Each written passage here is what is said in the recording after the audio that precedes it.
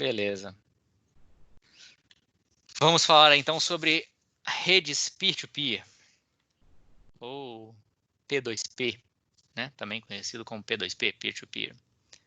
A gente já falou um pouquinho, né? Lá no começo, quando a gente estava falando sobre os vários tipos de mecanismos de comunicação, a gente falou sobre cliente-servidor, sobre N camadas, lá no começo, a gente falou também sobre redes peer-to-peer. Bom, daí a gente falou sobre o conceito básico, né? Não falou nada de muito detalhado, mas agora a gente vai entrar mais no detalhe. Então vamos lá. O que são? Primeiro, vamos voltar lá no princípio básico das redes peer-to-peer, que é o que são as redes peer-to-peer, né? A gente já viu, já falou, que as redes peer-to-peer são aquelas redes em que todos os nós são iguais, na verdade. Todos os nós podem ser clientes e servidores ao mesmo tempo, né? Então, um nó ele pode enviar dados para outro, ou então o outro pode enviar para um, né? Ou seja, e ao mesmo tempo, inclusive. Então, todo mundo pode mandar dado para todo mundo ao mesmo tempo. Você não tem aquela noção que você tinha nos outros modelos que a gente viu até agora, de quem é um cliente, quem é um servidor. Então, são todos clientes e servidores ao mesmo tempo. Normalmente, nas redes peer-to-peer, então, você tem que ter alguma forma dos nós se autodescobrirem. Essas características, a primeira característica de todos os nós serem iguais é a característica sine qua non para ser uma rede peer-to-peer, ou seja, é a característica necessária. Para ser uma rede peer-to-peer, todos os nós têm que ser iguais, não ter cliente e servidor. Daí para frente, são características comuns em redes peer-to-peer. As outras 4 aqui são comuns, mas não são obrigatórias. Pode ter uma rede peer-to-peer que não tenha isso aí. A segunda delas é que os nós se autodescobrem, ou seja, eles não precisam de nenhuma infraestrutura para que um nó descubra a existência do outro. De alguma forma, eles descobrem que outros nós estão na rede também para se comunicar com esses nós que estão na rede também. Recursos nas redes de acesso e não em ambientes controlados. Então, normalmente, uma rede peer-to-peer, as máquinas não estão todas dentro de um data center, num ambiente controlado. Elas estão nas redes de acesso. É a máquina, minha máquina, a sua máquina da sua casa, é a máquina do cara que está não sei aonde. Então, normalmente, as redes peer-to-peer funcionam assim. Algoritmos eficientes para disponibilização de dados em diversos nós e depois acesso a eles. Os dados ficam... Normalmente as redes peer-to-peer, não obrigatoriamente, mas em muitas redes peer-to-peer, elas são para distribuição de dados, né? Arquivos de mídia, ou arquivos, a gente vai falar arquivos programas ou atualizações, quer que seja, e esses dados estão distribuídos nos nós que fazem parte da rede peer-to-peer. E aí você tem que ter algum algoritmo para poder encontrar onde estão esses dados e para que os outros possam acessar. E a conectividade normalmente pode ser intermitente, porque como os nós estão nas redes de acesso, ou seja, redes em que você não tem muito controle sobre ela, não é uma rede que está dentro de um data center com tudo controlado, os nós podem subir, podem deixar de participar da rede, cair, né, com uma frequência bem alta, né? E as redes peer-to-peer, elas são um tipo de rede conhecido como rede overlay. Não sei se vocês já ouviram esse conceito de rede overlay, mas uma rede overlay é uma rede que é construída em cima de outra rede. Essa que é a ideia de uma rede overlay. Ou seja, a ideia é que eu tenho nós que fazem parte da minha rede. Então, a rede overlay, que é essa rede aqui de cima, que seria a rede peer-to-peer, eu tenho alguns nós só que fazem parte dela. Aqui embaixo eu tenho a rede física, com os vários roteadores aqui interligados, e só alguns desses caras fazem parte da rede overlay. E aí esses caras trocam mensagens entre si e para eles é como se os outros não existissem, né, na rede peer-to-peer.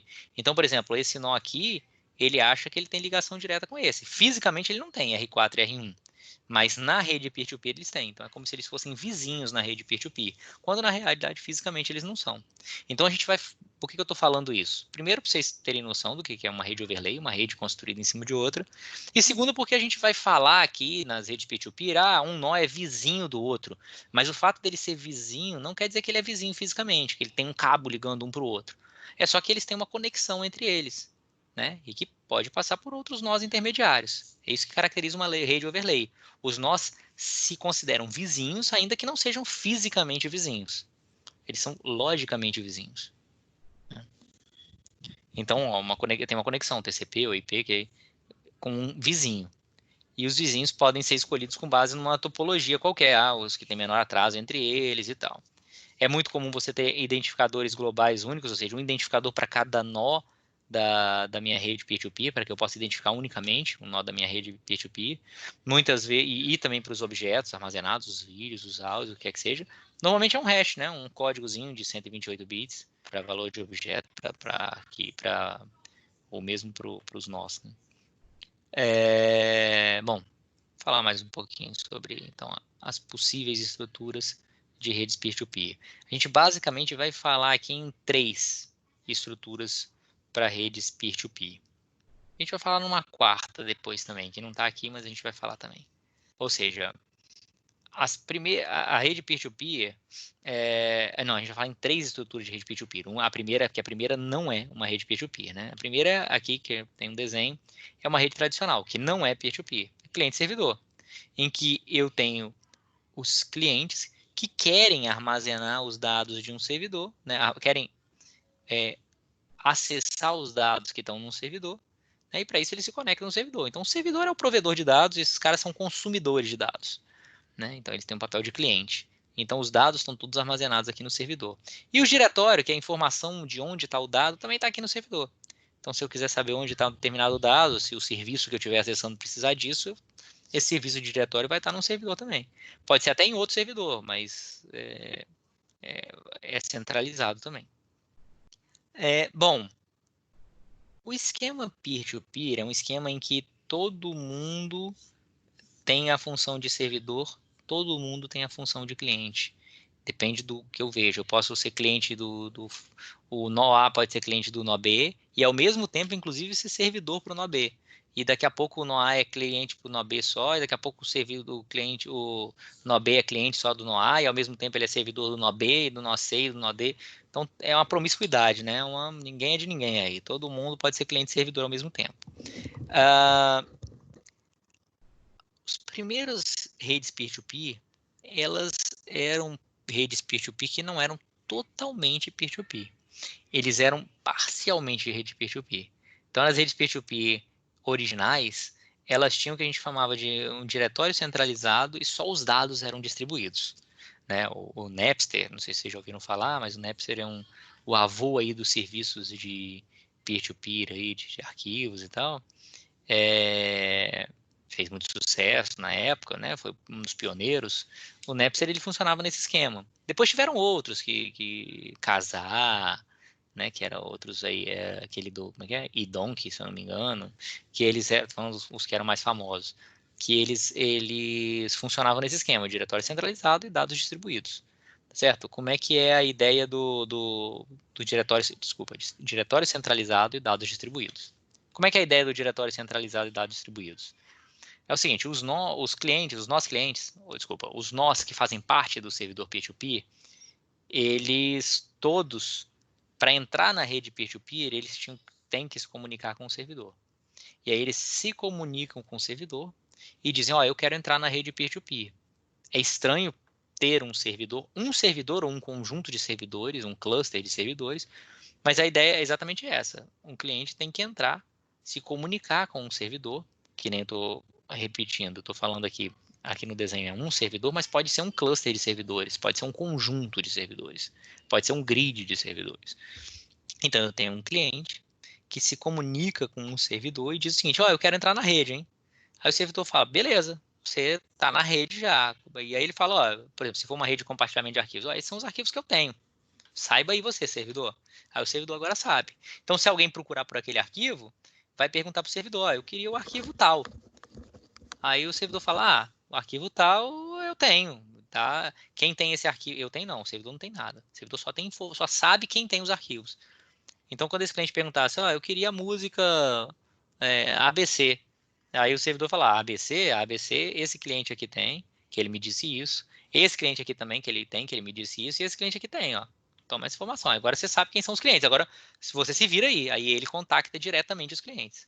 Então, nesse tipo de rede peer-to-peer, que era tradicional, essa organização de quem tem qual arquivo, isso fica por conta do servidor. O servidor é que diz para todo mundo quem tem qual arquivo, ou seja, ele funciona como diretório.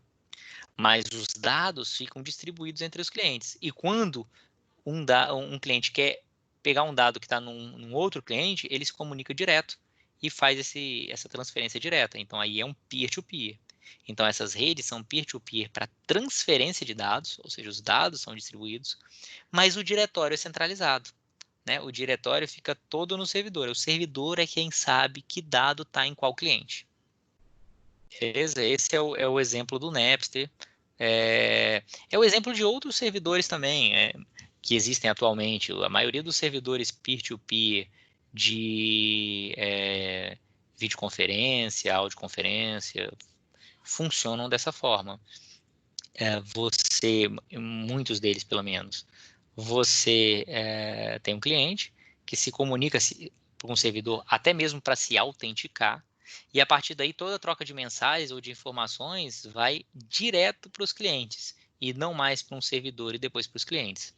Por exemplo, aqui no Teams eu não sei exatamente como é que ele funciona não, é uma boa pergunta, mas o Skype funciona assim, o WhatsApp também funciona assim, quando você tem uma videoconferência entre duas pessoas. Você se comunica com o servidor, fala assim, ó, eu sou aqui, sou fulano de tal. Ele sabe, então, a partir daquele momento que está online, aí o servidor avisa para todos os clientes que você está online, os clientes que tem você como contato. Então, a partir daquele momento fica verdinha, luzinha dizendo que você está disponível. Você quer iniciar uma chamada com a pessoa, você pergunta para o servidor qual é o endereço IP dela, o servidor te fala e você se comunica direto com a pessoa. Aí sua videoconferência fica aqui. A parte de controle toda, de quem está online, quem não está, onde está, que é o diretório, fica centralizado. Então, os sistemas de videoconferência, audioconferência, que são peer-to-peer, funcionam normalmente nesse esquema. Você tem um servidor, até para você autenticar, né? Você saber que a pessoa está dentro você saber que ela é ela mesma e tal. Nas transferências de arquivo, nem sempre isso é necessário. Inclusive, é desejável em muitas dessa rede o anonimato, né? Essas redes prezam por isso, para você não estar pegando um arquivo e ninguém saber que é você que está pegando o arquivo. Mas em redes de videoconferência, audioconferência, normalmente o que não se quer é o anonimato. Você quer que a pessoa se identifique para você poder conversar com ela. Né? Então, normalmente funciona nesse esquema de diretório centralizado e dados distribuídos. Né? E por último, estou falando assim só dando uma passada, depois a gente vai falar com mais detalhes sobre cada um deles, tá? E por último, eu tenho um esquema em que é tudo distribuído. Os dados são distribuídos e o diretório também. Eu não tenho alguém central, igual tem esse servidor aqui, que sabe onde está todo mundo. Eu não tenho isso. Onde está todo mundo, quem é que faz parte da rede, onde estão os arquivos. No esquema de dados e diretórios distribuídos, fica tudo distribuído em todos os nós. Eu não tenho um diretório. É mais difícil de eu encontrar a informação. Tinha uma rede chamada Gnutella, não sei se vocês chegaram a conhecer, talvez não com esse nome, mas tinha um cliente para a rede Gnutella que era muito famoso, que chamava LimeWire. O nome do cliente era LimeWire, mas ele usava a Eu rede conheço. Gnutella. Então, tá vendo? Já descobrimos o primeiro piratão aí do grupo. Eu usei Casa O A, Gnutella, LimeWire, tem tá o vendo? Pirate Bay. Pirate Bay é do Torrent, né? Que a gente vai falar por último. O Gnutella, que era o LimeWire, que era o cliente do Gnutella, ele usava esse esquema em que o diretório é distribuído e os dados também. É mais difícil encontrar informação, mais trabalhoso. Por que caminharam para isso, então? Vamos falar um pouquinho por que as coisas foram caminhando nesse sentido aqui. As coisas foram caminhando nesse sentido por dois motivos. Primeiro, por um interesse acadêmico e de soluções. Queria uma solução totalmente distribuída, a princípio foi assim, depois, vamos botar totalmente distribuído para isso aqui. Isso é o motivo bonito do negócio, um desafio. E tem um motivo não tão bonito, que é o fato de que boa parte dessas redes peer-to-peer começou a ser usada para troca de arquivos piratas, né? Arquivos de vídeo pirata, de áudio pirata. E a polícia começou a ir atrás. O FBI começou a ir atrás, né? O Napster, por exemplo, o cara foi preso pelo FBI. Então o FBI bateu na casa dele. E como é que você fecha uma rede dessas? Não é muito difícil. Para ela funcionar, ela precisa do diretório, porque o serviço de diretório é que diz que cliente tem qual arquivo. Então, por mais que você tenha uma rede com milhões de nós, peer-to-peer, essa rede vão ter algumas dezenas ela tinha algumas dezenas ou poucas centenas de servidores. Então é fácil, é difícil você ir na casa de milhões de pessoas, você não consegue ir na casa de milhões de pessoas e confiscar o computador de todo mundo que está usando, mas você consegue ir na casa de quem tem servidor, você consegue ir na casa de centenas só de pessoas que têm servidores. Então eles foram na casa de centenas de pessoas que têm servidores, fecharam todos os servidores. Você não precisa ir na casa de todo mundo, tá? Você vai na casa de meia dúzia, prende meia dúzia, que os outros todos vão fechar porque vão ficar com medo de ser presos. Então com isso você acaba com a rede, tá certo? Normalmente acontece assim, a polícia vai lá, prende meia dúzia, os maiores, os menores se acovardam e desligam o servidor, fala, pô, eu não quero ser preso não. E aí pronto, foi isso que aconteceu com o Napster. Foi isso que aconteceu com outras redes, tipo o Kazaa, tipo o Idon, que também aconteceu porque funcionava no mesmo esquema. Você vai lá e mata os servidores, que são poucos, é mais fácil de acabar com eles. Então a Interpol entrou nisso junto, porque tinha redes dessas que tinham servidores espalhados pelo mundo, né? E aí prenderam algumas pessoas e tal, e os outros foram desligando. Em alguns casos eles prenderam, em alguns casos eles tinham notificação, ó, ou você desliga ou você vai preso. E aí o cara desligava. A rede de Gnutella, ela veio para resolver isso, porque como o diretório e dados eram distribuídos, não tem nenhum servidor central, é impossível da polícia fechar uma rede dessa. É impossível. Por que é impossível? Porque você tem que acabar com todos os nós. Enquanto tiver 3 nós, vai ter uma rede com esses 3 nós. Se tiver 1 milhão de nós, vai ter uma rede com esse 1 milhão de nós. Então essa aqui era uma rede à prova de polícia, vamos dizer assim. Então ela foi criada como um desafio para ter soluções distribuídas, mas também para ser infechável, vamos dizer assim, né? Para ter um português bem bonito, infechável. Não dá para você fechar essa rede. Não dá para a polícia atuar e mandar fechar essa rede. E por que ela não faz sucesso hoje em dia? Por que ela não existe? Porque a gente vai ver, vai falar que a solução dela, apesar de ser muito robusta, também é muito pouco eficiente, muito pouco escalável. Lembra que isso era um dos problemas que a gente falou em redes, em sistemas distribuídos? Um dos desafios é você manter uma solução escalável, uma solução que você pode aumentar muito o número de pessoas que usam a solução e sua solução vai continuar funcionando bem. A Gnutella, assim como a maioria das redes de diretórios de dados distribuídos, elas são muito eficientes, mas são muito pouco escaláveis. Começou a aumentar muito o número de pessoas usando, começou a ficar absurdamente lento e com custo muito alto, gerando muito tráfego e muito ruim. O desempenho piorou muito. E aí as pessoas foram abandonando essa rede porque era muito difícil de achar alguma coisa e muito lento. No começo era muito bom, depois começou a ficar muito ruim. E aí nesse contexto é que surgiu o torrent, que é o que a gente usa hoje, que é uma terceira solução que a gente vai falar no final da aula, em que eu não tenho mais diretório, eu tenho só dados distribuídos. E aí a gente vai ver essa abordagem um pouco mais para frente, por último, que é a abordagem de maior sucesso, né? No fundo, que a galera usa hoje aí mais, que é o torrent. Beleza? Bom, então vamos lá. Vamos falar agora mais ou menos sobre cada um desses caras aí.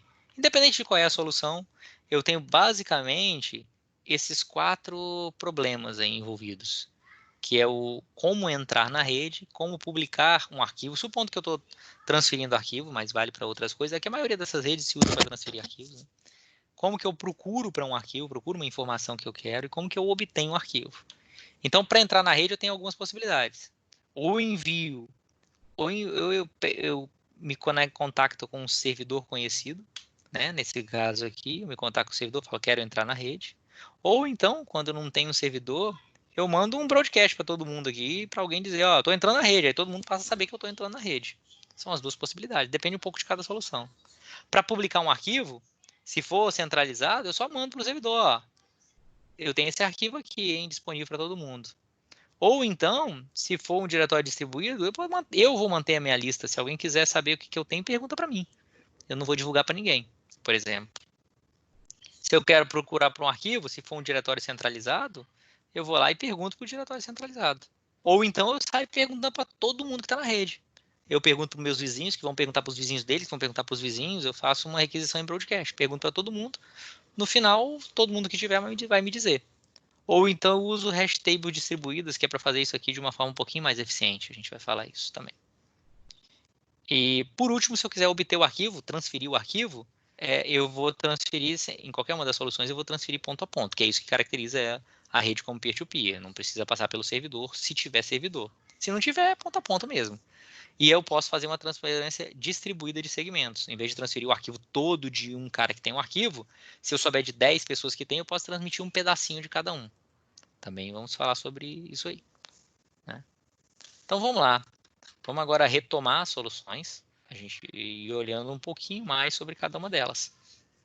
A primeira delas é o Napster. Vou usar como exemplo o Napster, mas é o exemplo de uma solução que tem diretório centralizado e os dados distribuídos, né? Para o compartilhamento de músicas, o Napster originalmente, era uma aplicação pensada originalmente, pelo menos de acordo com o que dizia o criador dela, para poder encontrar e baixar MP3 livres, MP3 que não eram comerciais, mas não foi bem isso que foi usado, né? A galera usava para poder baixar a pirataria mesmo. Tô ouvindo uns barulhinhos aí, não sei se alguém está escrevendo aqui, ó. Usei bastante Napster na adolescência. Bom, eu já usei Napster também logo no começo dele. Para quem nunca usou o Napster, ou nunca viu, ele fez muito sucesso, o cara ganhou muito dinheiro, tá, com isso aí. Depois ele começou a vender o Napster, ele começou a usar o Napster para você ter músicas comerciais, aí tinha um esquema de pagar também. O cara do Napster, ele inclusive foi um dos investidores inicialmente do Facebook. Não sei se vocês já viram aquele filme sobre o Facebook, a rede. Acho que é a Eu rede, né? A falei rede. agora.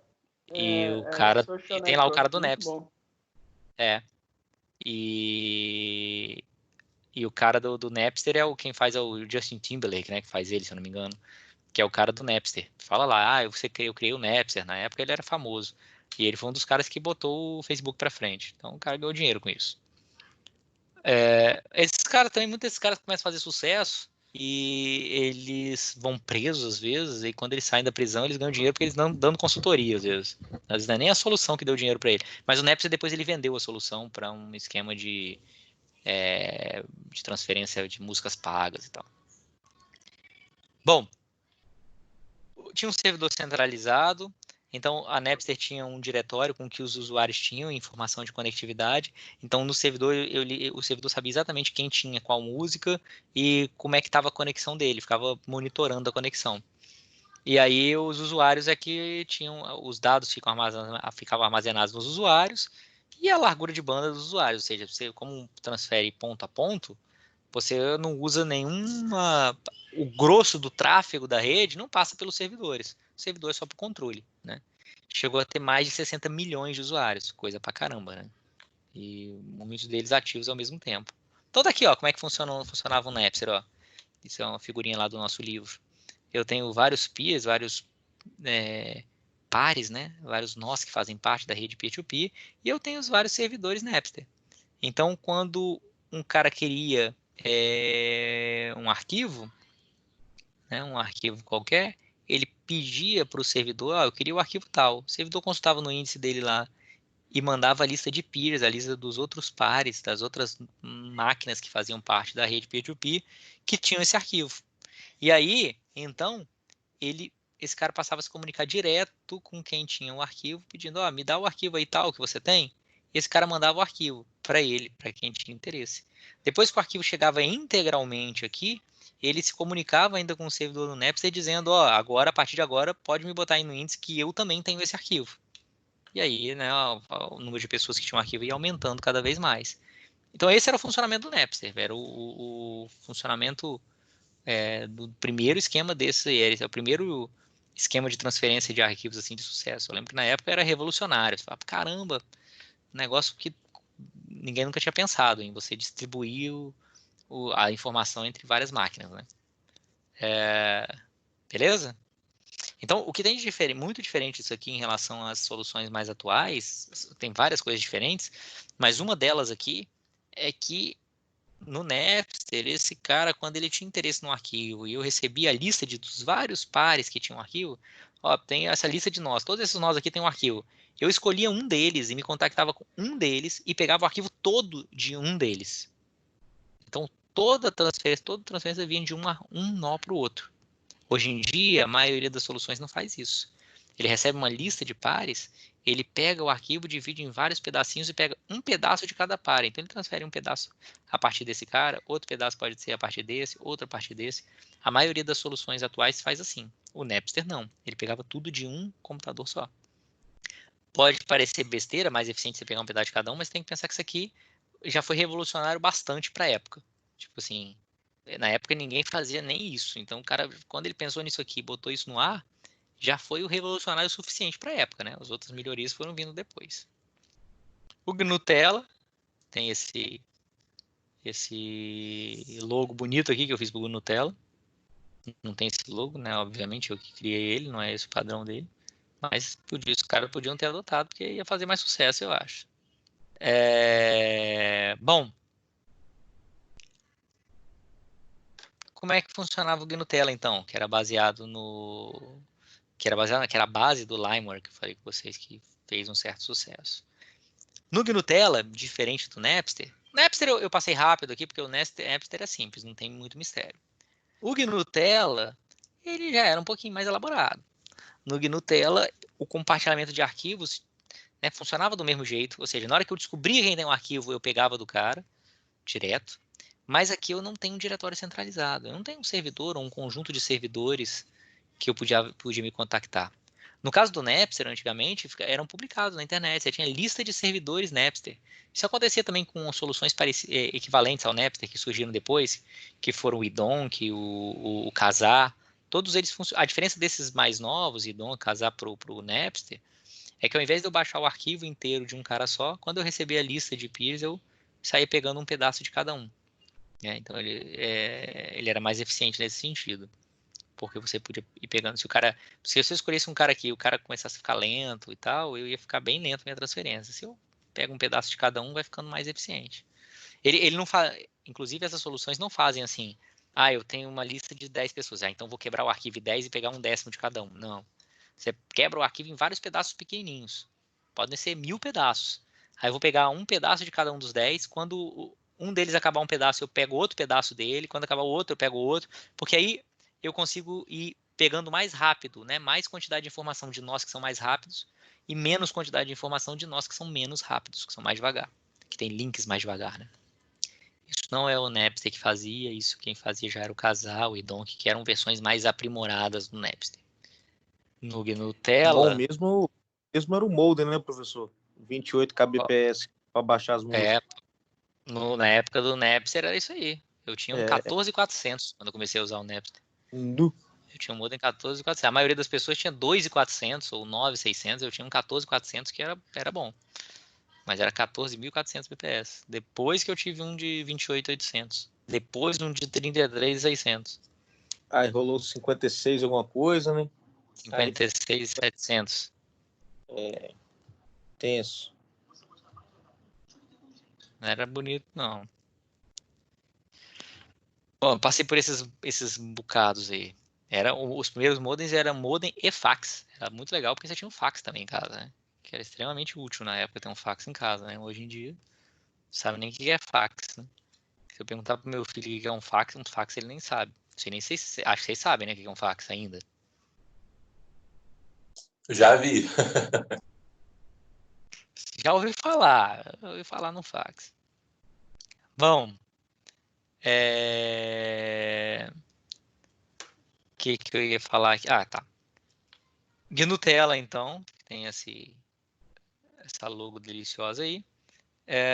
Na verdade, no Gnutella, eu não tinha uma lista de servidores. Então, não adiantava eu publicar na internet uma lista de servidores como acontecia aqui. Na verdade, o que acontecia é que se publicava na internet uma lista de nós que faziam parte. E esses nós pode ser que na hora que eu fosse entrar não existisse mais, porque não era bem um servidor. Mas existiam alguns nós na época, que pessoas que estavam dentro de universidades e tal, que colocavam uns nós desses aí, que aí eles sempre estavam no ar. Né? Ou pessoas que tinham. No Brasil era mais complicado, mas pessoas que no exterior, às vezes, que tinham uma internet melhor, internet dedicada e tal, e que deixavam o tempo inteiro ligado também. E aí tinha umas listas dessas rolando pela internet. Quando você baixava os programas, tipo um Limeware e tal, eles já vinham com alguns nós pré-cadastrados, que eram nós que normalmente estavam no ar. Então você tinha que saber esses nós de alguma forma. Ou amigos que mandavam lista ou publicação em servidores. Às vezes tinha lá no Gnutola e falava, pô, algum amigo me mandava assim, toma aqui essa lista de servidores aqui, ó, que tá, os caras estão de outras nós aqui estão melhores. Aí você se conectava com alguns. Você precisava de alguns, não precisava de muitos nós, não. No fundo, você precisava de um só. Você tendo um só, você começava a construir a rede, porque aí você pedia para ele a lista de vizinhos, o Node mandava a lista dos vizinhos dele, aí você perguntava dos vizinhos, a lista dos vizinhos, você ia perguntando e você ia conseguindo informações de mais nós e ia se conectando a mais nós e virava vizinhos de mais nós. Então a ideia da rede Nutella é que cada nó tinha uma lista de outros nós que ele conhece, vizinhos para os quais ele tem conexão TCP, que é aquele esquema do overlay, vizinhos que não necessariamente são vizinhos físicos, mas máquinas com as quais ele tinha uma conexão direta. E aí quando um nó recebe uma mensagem, ele reencaminha para todos os vizinhos, exceto para quem ele recebeu, de quem, né, ele recebeu mensagem. Então, se eu receber a mensagem, eu tenho 10 vizinhos e recebi uma mensagem de um deles, eu replico essa mensagem para os outros 9. E aí, se todos nós vão fazendo isso, no final, todos nós recebem a mensagem. E aí você vai receber várias cópias da mensagem, provavelmente, né? Porque muitas vezes, porque você vai receber de um vizinho, de outro também, de outro também. Você vai repassar uma vez só, mas pode ser que você receba de vários. Então, esse esquema de transmissão, ele é eficiente, porque esse esquema de transmissão se chama flooding, né? Que é inundação. Você está inundando a rede de mensagens, porque você manda para todos os vizinhos, seus vizinhos mandam para todos os vizinhos deles, os vizinhos deles mandam para todos os vizinhos. No final, você atinge a rede toda, mas você está transmitindo muito mais mensagens do que você efetivamente precisa, né? Você está efetivamente inundando a rede com mensagens. Por isso que eu falei com vocês que esse tipo de rede, ele vai ficando menos eficiente, ele não é escalável. Ele fica menos eficiente à medida que mais nós entram. Porque quanto mais nós estão na rede, maior a possibilidade de eu receber várias cópias da mesma mensagem. Então, maior a quantidade de replicações inúteis da mensagem na rede. Então, eu começo a congestionar muito a internet, a rede de maneira geral, e demorar muito, inclusive, a ter resposta, porque eu tenho muitos nós na rede, até eu chegar em todo mundo vai ser uma confusão. Eu posso receber inúmeras respostas, milhares de respostas para uma requisição, né, de perguntando quem tem o arquivo tal. Então, quando tem muitos, assim, milhares, milhões de usuários na rede, começa a ficar tudo muito lento para você obter as informações. Depois, para baixar, não. Você comunica diretamente com cada nó, tranquilo. Mas a parte de controle, a parte de obter as informações, começa a ficar bem ineficiente. Então, isso aqui funciona bem quando você tem poucos nós participando da rede, mas quando você tem muitos nós participando na rede, não fica legal, não. Bom, como que ele funciona, basicamente, o GNU-Tela? Você tem dois tipos de mensagem, a mensagem ping e query.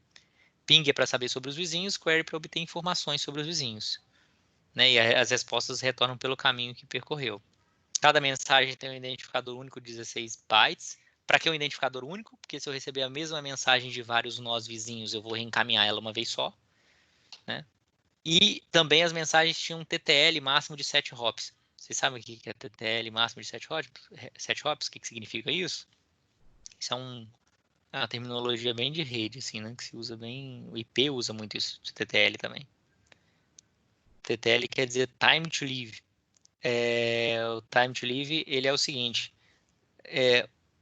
Eu estou falando com vocês que o GNU-Tela funciona no esquema de inundação, de flooding. Eu mando para todos os vizinhos mandam para todos os vizinhos deles, que repassam a requisição para todos os seus outros vizinhos e assim por diante. Até chegar em todo mundo. Só que esse até chegar em todo mundo pode ser uma eternidade. Pode demorar muito. Então, e pode gerar muita mensagem desnecessária. Então, para evitar isso, se o GNU-Tela ele estipulava um TTL máximo de 7 hops, 7 saltos. Ou seja, eu passo para os meus vizinhos, é um hop, um salto. Meus vizinhos passam para os vizinhos deles, 2 saltos. Os vizinhos deles passam para os seus vizinhos, 3, que passam para os seus vizinhos, 4, que passam para os seus vizinhos, 5, que passam para os seus vizinhos, 6, que passam para os seus vizinhos, 7. E aí esse último camada de vizinhos aí não repassa. Então pode ser que minha requisição não chegue na rede inteira, mas já vai chegar numa quantidade boa de gente. Até 7 relacionamentos aí para frente. Tá certo? Pode acontecer de eu começar a receber mensagens duplicadas, né? Que eu mesmo mandei, inclusive. Porque eu posso mandar uma mensagem para um vizinho meu, o vizinho repassa para um vizinho dele, e o vizinho dele repassa, é vizinho meu também, ele repassa para mim. Porque ele repassa para todos os vizinhos, exceto de quem ele não recebeu de mim, ele recebeu de um vizinho dele, que também é vizinho meu. Então pode começar a ter um monte de mensagem repetida, né? Então você pode ter várias respostas a uma query e você elege quem vai baixar o arquivo. E aí o arquivo ele é transmitido ponto a ponto em Nutella usando HTTP. Você tinha um mini servidorzinho web em cada máquina para poder transferir arquivos de um lado para o outro. Isso aqui é o formato da mensagem, bobeira, tá aí só. Tem um identificador, tem o TTL, tem os hops. E se vocês olharem, não tem na mensagem a máquina de origem, quem fez a requisição. Olha que interessante isso. Então, na rede não circula. Você recebe uma requisição, você não sabe quem fez essa requisição. Você recebeu de um vizinho. O vizinho seu repassou essa requisição para você. Mas você não sabe se foi ele que está requisitando esse arquivo ou se alguém pediu para ele esse arquivo e ele está só repassando. Não tem como saber isso aqui. Não dá para saber. É para que isso? Para ter uma rede totalmente anônima. Você começar, se você for um nó na rede da polícia, por exemplo, né? O objetivo é ser anônimo, vamos falar as claras, é para evitar a polícia. Então, se você for da polícia, entra ali e você começa a capturar os pacotes e ver quem está pedindo o quê, você não consegue saber quem está pedindo o quê. Você, no máximo, vai saber de um vizinho seu que está pedindo, porque o time to live dele vai dar em 7. Mas fora isso, você não vai saber, porque você sabe que veio do vizinho e tal, mas você não sabe se foi ele que pediu, quem foi que pediu. Então, você não tem endereço rolando aqui na rede. Você não sabe quem pediu efetivamente. Então, como é que a pessoa recebe a resposta de volta? Simplesmente percorrendo o mesmo caminho. Se alguém perguntou para um arquivo, um vizinho meu perguntou por um arquivo e eu tenho aquele arquivo, eu respondo para ele, ó, eu tenho esse arquivo. E aí o vizinho meu vai responder para o vizinho que encaminhou para ele o pedido. E até que isso, em algum momento, vai voltar para quem perguntou. Se fui eu que perguntei, eu vou receber isso e vou falar, beleza, eu não vou repassar para ninguém essa resposta porque é para mim. Mas assim, todos os nós da rede recebem a requisição sem saber quem perguntou e respondem sem saber exatamente para quem estão respondendo também. E no final tudo funciona. Mas o custo disso é você ter muito mais mensagens do que seria necessário. Né? Mas é para manter o anonimato, é para você não precisar de nenhuma infraestrutura centralizada e tal. Beleza? Aí tá falando aqui, você tem um ping, que é para você ver, encontrar quem está na rede, descobrir vizinhos. Tem um pong, que é a resposta ao ping, né? Ping, pong, que os vizinhos te respondem dizendo, ó, eu tô aqui e tal. Tem o query, que é para localizar recurso, para você localizar um arquivo, você pode ter uma string de busca e tal. O query hit, que é uma resposta, alguém dizendo, ó, eu tenho esse arquivo. E aí, que nem eu falei, o algoritmo é ineficiente, muito tráfego. Os nós têm altas taxas e os nós com alta taxa de transferência tendem a concentrar as conexões e virarem backbones. Ou seja, você tem gente com muita taxa, porque quando você responde, você responde dizendo eu tenho o arquivo, ó, eu respondo eu tenho o arquivo, qual é a taxa de transferência do enlace, ou seja, qual o tamanho, qual o meu link, tem o link de 10 mega, tem o link de 50 mega, de 100 mega, né, e o identificador do nó. O endereço IP do nó aí para a pessoa se conectar direto. Então, se eu tenho um enlace com uma capacidade muito grande, é muito provável que as pessoas vão querer baixar arquivo de mim, em vez de baixar arquivo de quem tem um link mais baixo.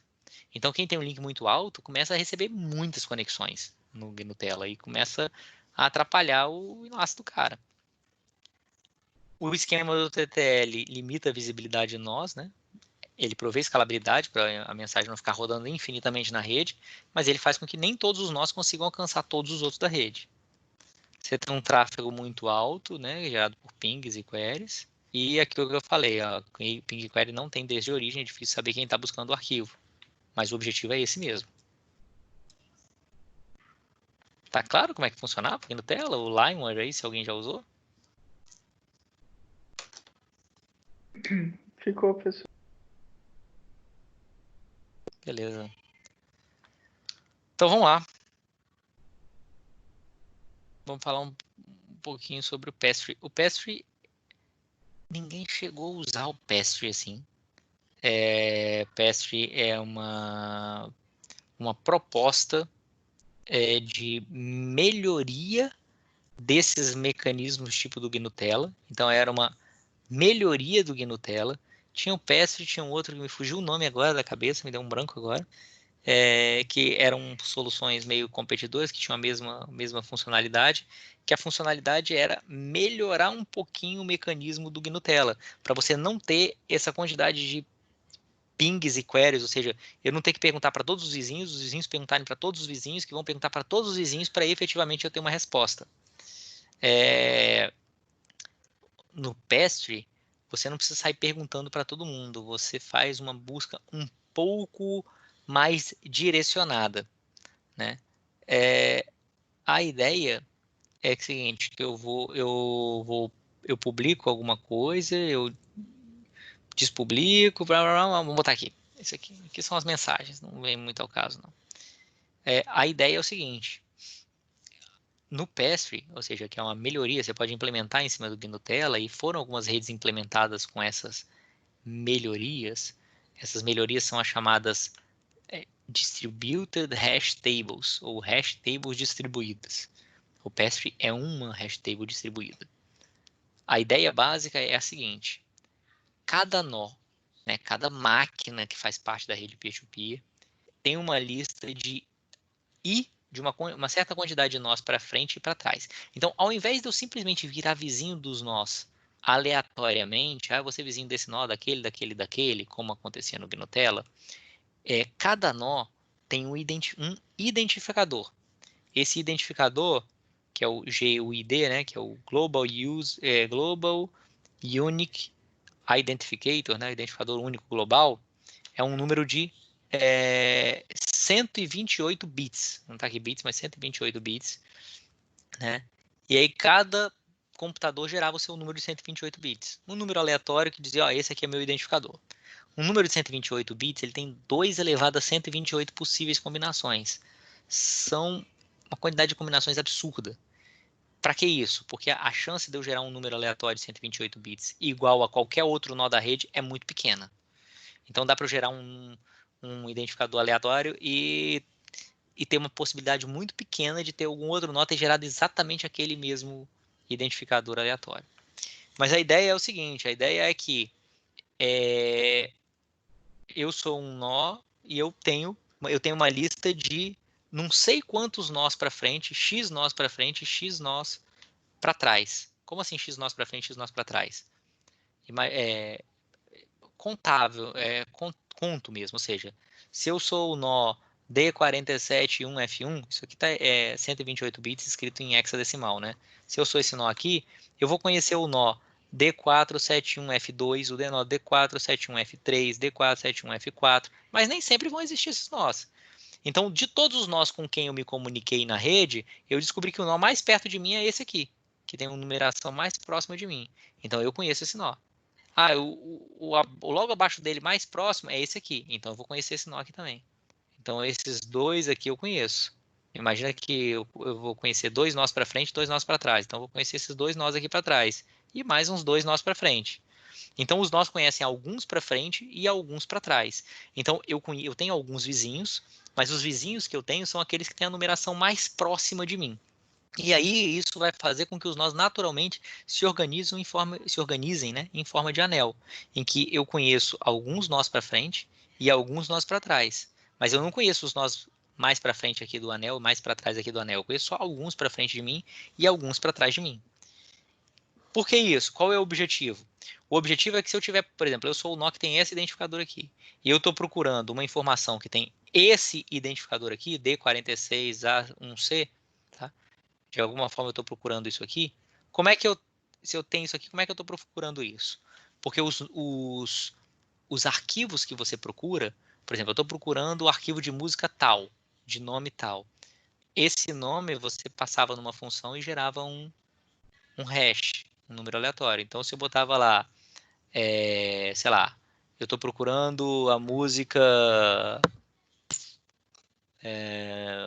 vamos dizer, Garota de Ipanema. E aí, quem tivesse a música Garota de Ipanema, quando eu pego esse título, Garota de Ipanema, e aplico a função hash nela, ela me gerar um identificador de 128 bits. E esse era o identificador da música. Então, quando eu buscava lá por Garota de Ipanema, ele ia me gerar um identificador de 128 bits também, que ia ser esse aqui, D47.1F1.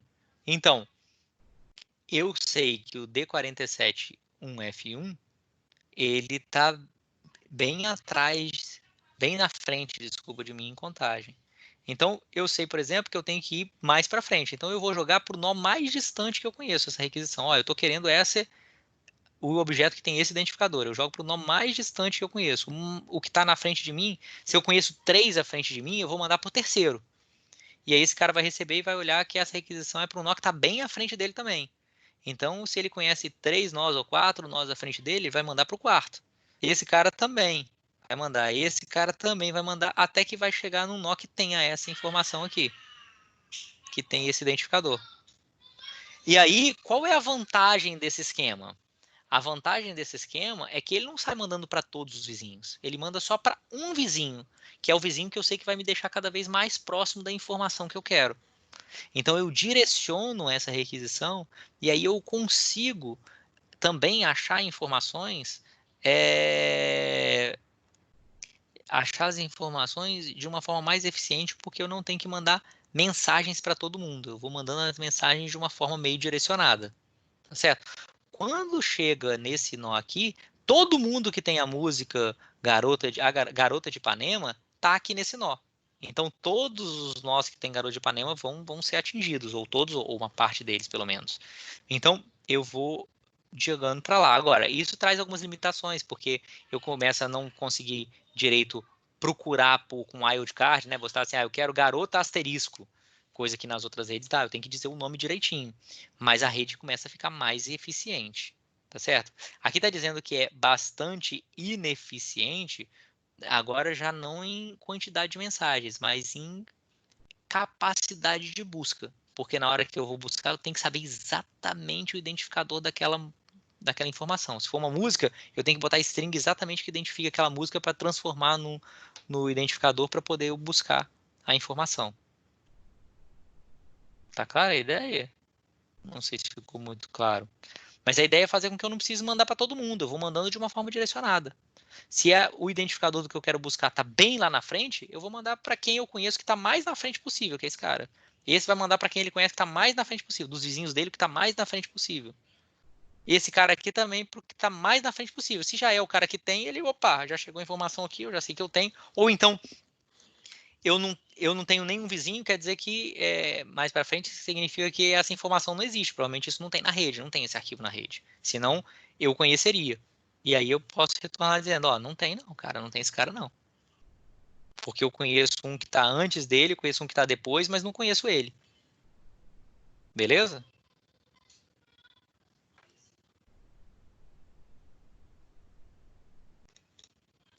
Esses caras aqui, o PST, eu esqueci o nome do outro, que era o concorrente, eles chegaram a ser implementados em redes desse tipo, mas não duraram muito, não, dessa forma, por causa dessa ineficiência no formato da busca, na forma de se buscar a informação. Ele restringia muito a forma como você podia fazer as buscas, que era bastante flexível. Era o preço a se pagar para você ter mais eficiência na rede. Para você não ter uma rede tão cheia de mensagens inúteis, vamos dizer assim.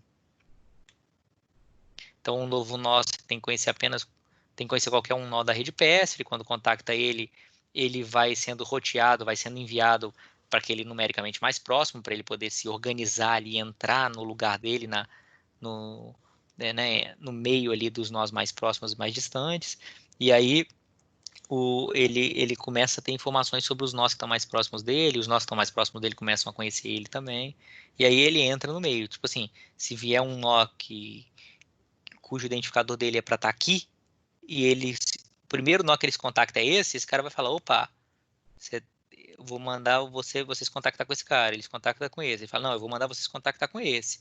Aí eles contactam. Fala, não, eu vou mandar vocês contactar com esse. Aí eles falam, opa, beleza, você pode entrar aqui, ó, depois desse e desse aqui que são meus vizinhos. Aí eu já posso tentar entrar com esses caras aqui, dizendo, ó, eu tô aqui agora no meio, e as pessoas em volta de mim vão me conhecer e tal, e eu me entro na rede. Pronto. Eu não preciso conhecer muitos vizinhos. Beleza? Beleza. Bom, essas soluções, então, que a gente falou até agora, a gente falou de, basicamente, voltando aqui, de 2 tipos de solução, voltando lá no começo. A gente falou desses 2 tipos de solução aqui, ó, com diretório centralizado, dados distribuídos, e diretório e dados distribuídos. Todos os 2 têm problema. Nesse cara aqui você tem o problema de ter os pontos de falha aqui, únicos de falha bem, que são os servidores. Você quer acabar com a rede? Acaba com os servidores. A polícia fechar, ou então, esquece a polícia fechar. Deu problema nos servidores, acabou a rede. É pouco resiliente. Essas outras aqui, elas são bem robustas e tal, mas elas têm os problemas de eficiência. Ou engessa a busca, ou então fica bastante ineficiente em termos de tráfego. Então, todas essas 2 aqui têm problemas. E os problemas estão justamente na questão do diretório. Aqui porque o diretório é centralizado, então ele é frágil. Aqui porque o diretório é distribuído, então ele gera tráfego adicional desnecessário, né? Ou então, se você não quiser gerar esse tráfego adicional, ele começa a engessar muito a forma de fazer buscas. Então, o problema é sempre o diretório. Ou porque ele está centralizado, ou porque ele está distribuído. Os dados distribuídos nem mudaram muito ao longo do tempo. O que mudaram é que ao invés de eu pegar o arquivo todo de um cara só, eu consigo pegar pedaços de cada um deles. Mas o diretório sempre foi o ponto de ataque e o principal problema das soluções, de todas as soluções peer-to-peer. Até que surgiu o torrent. O torrent foi uma solução que contornou isso aí, tanto que ela é a solução que, talvez, uma das soluções que esteja vingando por mais tempo. Por quê? Qual foi a grande sacada do torrent? É que o cara que propôs o torrent chegou e falou assim, pô, ele tinha feito a aula comigo lá, né? Aí ele olhou essas propostas anteriores, porque o slide, a aula parava aqui. Ele olhou e falou, pô, o problema desses caras todos, o professor Rafael tá falando aí que é diretório. Então já sei, vou fazer uma solução que não tem diretório, né? Quando você tem um problema muito sério, um problema muito difícil para resolver, você tem 2 soluções para ele, né? Tem 2 formas de você encarar o problema. Uma delas é você se esforçar ao máximo para resolver o problema. Outra forma de resolver é você simplesmente ignorar o problema. Se eu estou ignorando o problema, ele não me afeta em nada, vou deixar ele para lá, está resolvido já, né? Não me preocupo com ele. Então foi isso que o torrent fez. As outras abordagens foi tentar resolver o problema do diretório. O torrent falou, pô, me preocupar com o diretório? Porcaria nenhuma. Eu vou me preocupar em deixar eficiente a troca de arquivos entre os pares, só. Esquece como que a galera vai procurar. Como é que a galera então vai procurar os arquivos? Serviço de diretório, cara, o Google faz melhor que eu. A galera publica no Google aí quem tem e estamos resolvidos. Ô, professor. Então, diga. Então quer dizer que a filosofia deles foi o que não tem solução está resolvido? Isso aí. Se não tem como resolver, resolvido está. Já ouviu essa frase? Essa foi a abordagem deles. Não tem como resolver, resolvido está. Então tipo isso assim, na verdade, ué. Eles na verdade usaram um princípio de terceirização, que é o seguinte, eles terceirizaram o serviço de diretórios. Cara, eles olharam e falaram, pô, o Google já tá aí, cara. O Bing da Microsoft, sei lá, esses caras fazem um processo de indexação de informação de serviço de diretório, que é o que o Google é, um grande serviço de diretório. Eles fazem isso de forma muito mais eficiente do que eu, cara. Então, pô, eu não vou me meter a fazer um serviço de diretório, não, que vai ser pior do que o que os caras fazem, que os caras já fazem isso e vão melhorando o tempo todo. Então, esquece. Eu vou me preocupar eu vou me preocupar simplesmente em fazer uma transferência eficiente entre uma máquina e outra. E como é que eu vou saber quem tem esse arquivo? Cara, publica isso na internet, publica isso no Google, publica isso na sua página, e o Google vai indexar a sua página e a gente vai achar. E acabou. E pronto, nada mais do que isso. Eu estou simplificando bastante, claro que tem um mínimozinho de diretório, mas são vários microdiretórios. A gente vai falar sobre isso. No fundo, o grande diretório mesmo é o Google. Que aí, cara, é impossível, porque o Google indexa um monte de coisa. Então, indexa também torrents, mas indexa mais um monte de outras coisas, né? Tanto que, pô, hoje em dia o pessoal quer baixar um torrent, o que que faz? Ah, você pode ir em alguns sites que tem torrents? Pode, mas a maioria das pessoas vai lá no Google e coloca assim, música tal torrent, ou filme tal torrent. E pronto, o Google que acha para você o arquivo torrent, você simplesmente baixa. Como funciona então? O torrent, ele tem, primeiro, ele dividiu os nós que fazem parte da rede em 3 tipos, chamados trackers, leechers e seeders. São nomes em inglês, né? Mas é porque se usa. Trackers, leaders e seeders. O tracker é o cara que sabe quem tem o que, vamos dizer assim. É o cara que tem informação.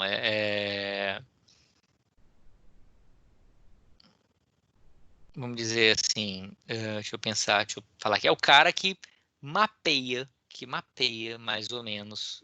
É um microdiretório. Eu estou falando que não tem diretório, mas tem um microdiretóriozinho que é o tracker. Vamos entender melhor isso aí. Basicamente é o seguinte. Eu tenho...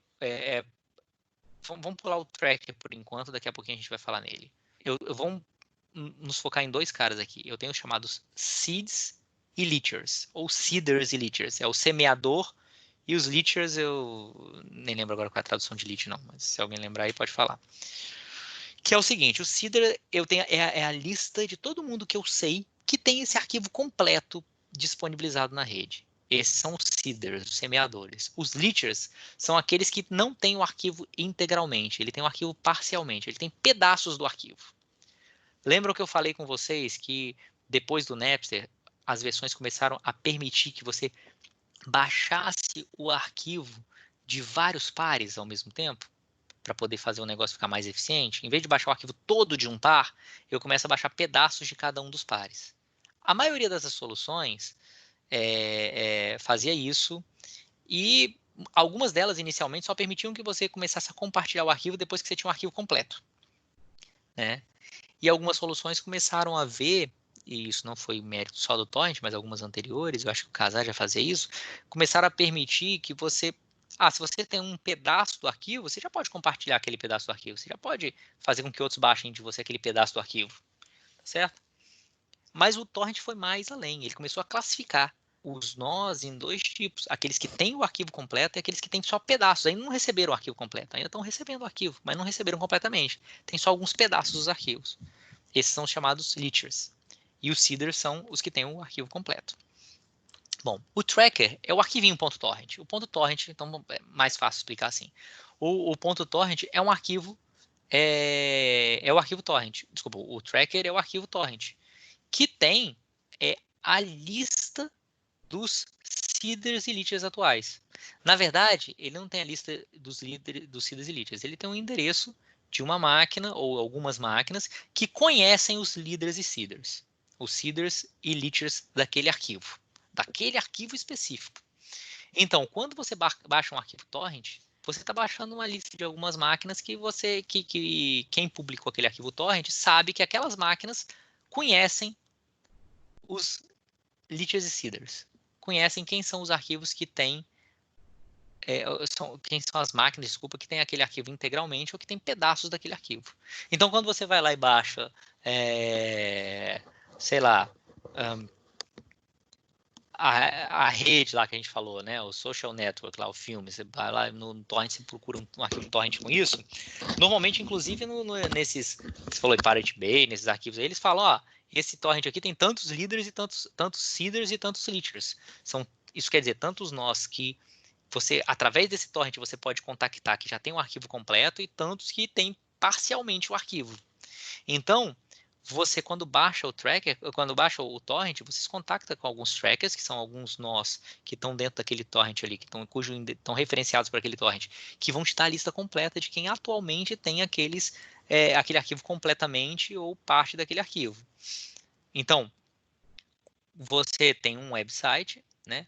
O website, você é um leecher, então, quando você começa a baixar eu quero baixar o filme Social Network, né? Eu falei lá, a rede social, lá, a rede, se eu não me engano em português. Se eu quero baixar, eu vou lá no website, baixo o arquivo de metadado, que é o arquivo .torrent. O arquivo .torrent vai me dizer quem é o tracker, né? O endereço, quem é o tracker, quem é o cara que está rastreando aquele arquivo. E aí, eu digo, eu agora quero baixar esse arquivo, hein? Aí ele manda para mim, que é o join aqui, eu falei, eu quero baixar esse arquivo. Ele manda para mim a lista dos pares que tem aquele arquivo. E aí ele manda a lista dos pares que tem aquele arquivo. quem ele conhece que tem aquele arquivo, que é a lista grande. E eu começo a baixar pedaços do arquivo desses caras. Tanto de quem tem um arquivo completo, quanto de quem tem só pedaços. Se o cara tem só os pedaços, eu vou baixar aqueles pedaços que ele tem. E aí começo a baixar isso. À medida que eu começo a baixar, eu aviso para o tracker, ó, o tracker sabe, então, que eu sou um novo leacher. Então ele me coloca na lista o próximo que perguntar aqui, ele vai me colocar na lista, dizendo que eu também tenho esse pedaço do arquivo. Porque eu rapidinho vou conseguir, os pedaços são pequenininhos. Então rapidinho eu já vou conseguir alguns pedaços. Então eu entro na lista, então a lista vai dinamicamente acontecendo. Quando eu consigo baixar todos os pedaços, eu viro um seeder. Eu não tenho mais que baixar nada, mas eu tenho tudo. E aí então eu aviso para o tracker. Não tem aqui, mas eu tenho uma mensagem mais avisando, ó, virei um seeder, agora eu tenho tudo. E aí ele me promove na lista dele aqui a seeder. Né? Agora há uma máquina que tem todo o arquivo. Então, quando eu digo que o torrent abandonou os diretórios, mas não é. É considerado uma solução que não tem diretório, porque no fundo você não tem um diretório, você não tem um lugar que diz onde estão todos os arquivos. Você tem microdiretórios. Você tem, na verdade, um cara que ele não é bem um diretório. Ele diz, ele tem a informação sobre quais são os nós que tem aquele arquivo específico. Ele só sabe sobre aquele arquivo, ele não sabe sobre outros arquivos. Então, por isso que é um diretório muito simples, é um diretório daquele arquivo. Na verdade, não é nenhum diretório, é um apontamento. O diretório supõe que você vai pesquisar por um arquivo e ele vai te dizer quem tem. Você pode pesquisar também por outro arquivo e ele te diz quem tem. Aqui não. Aqui ele só tem informação sobre esse arquivo específico. Então você distribuiu o diretório ao ponto de que cada tracker só tem informação sobre um arquivo. E como que você contacta aquele tracker? Isso aí você publica essas informações nos websites. E aí o Google vai indexar isso para você. Então, quando eu baixo um torrent me dá informação de um tracker ou de alguns trackers, eu me contacto com ele, obtenho a lista de quem tem esse arquivo, baixo esse arquivo desses caras, e aí eu viro um novo leacher, né, porque eu tenho um pedaço desse arquivo. Quando eu acabo de baixar tudo, eu aviso que eu acabei de baixar tudo, eu viro um seeder.